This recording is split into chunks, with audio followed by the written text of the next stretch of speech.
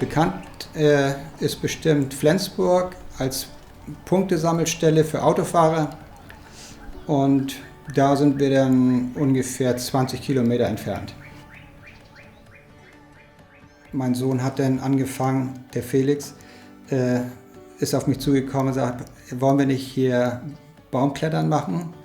Und er wollte das gerne machen. Da habe ich gesagt, na gut, mache ich mit. So. Und so haben wir dann bei der Deuler in Rendsburg den Lehrgang gemacht zur Baumpflege mit Seilklettertechnik.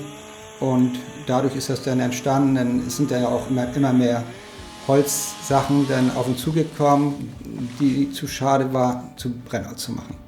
Und dann, ja, da er Mauermeister ist und auch öfter mal Bauholz braucht, irgendwie Schalbretter und Gerüstbohlen und sowas, Kanthölzer, um mal ein Carport zu bauen oder so, ja, haben wir dann gesagt, na gut, wenn ich jetzt aufhöre mit der Werkstatt, in Rente gehe, dann kann ich auch gut mal ein bisschen was anderes machen. Und dann haben wir uns das Sägewerk angeschafft. Und das war ein voller Erfolg.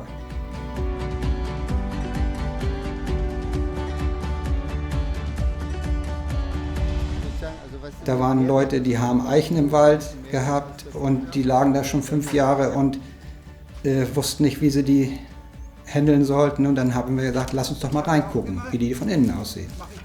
Und dann ist da so ein Bett entstanden oder mal irgendwas anderes.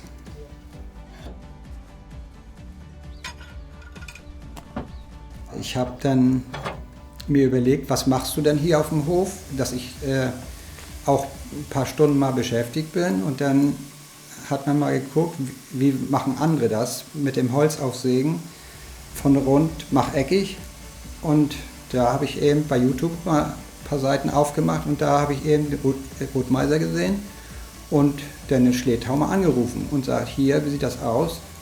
Habt ihr was Interessantes für mich, was ich mir leisten kann? Und da sind wir dann schnell zu einem Ergebnis gekommen und haben dann da die LT15 gesehen.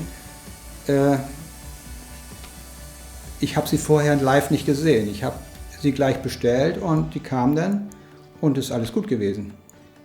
Das Fundament hatten wir fertig vorher und dann wurde eben das so nach Anleitung erstmal hingelegt, alles sortiert, geguckt, ob alles da ist, alle Schrauben da. Ganz prima, dann waren wir auch zu zweit oder zu dritt, haben wir das dann da alles verteilt, aufgebaut, ausgerichtet und dann kam der Sägekopf darauf und die ersten Bretter wurden gesägt. Die Werkstatt ist ja, die wir als Projekt geplant hatten, ist ja 5 Meter Innenmaß mal 9 Meter und da sollten wir doch schon gerne Dachsparren rauf, die 7 Meter, 7,20 Meter, 7,30 sein sollten.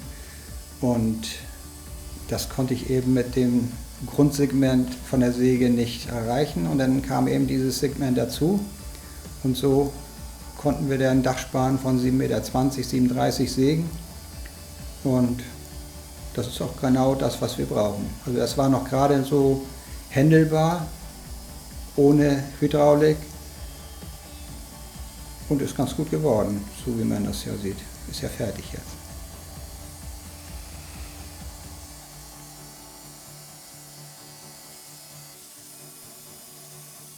Ich wollte immer mal das Holz nicht nur zu Brennholz machen, sondern auch mal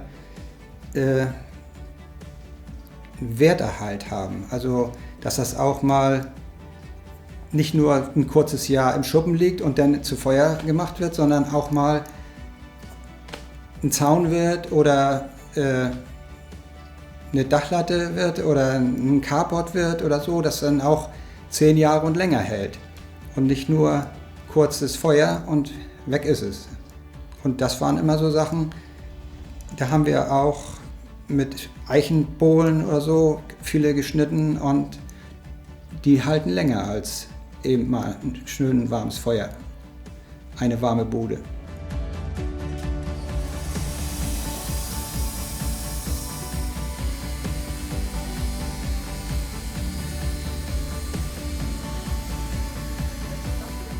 Der Service ist gut, Service gleich dabei. Das war alles in Ordnung, eine Wood-Mizer zu kaufen. Also für mich jetzt im Nachhinein, jetzt nach 4 Jahren Hobbysägen, ist das total in Ordnung. Vielleicht, wenn ich nochmal vor der Entscheidung stehen würde, wenn ich nochmal ein bisschen jünger wäre, hätte ich mir vielleicht eine mit Hydraulik gekauft, aber jetzt ist das so in Ordnung.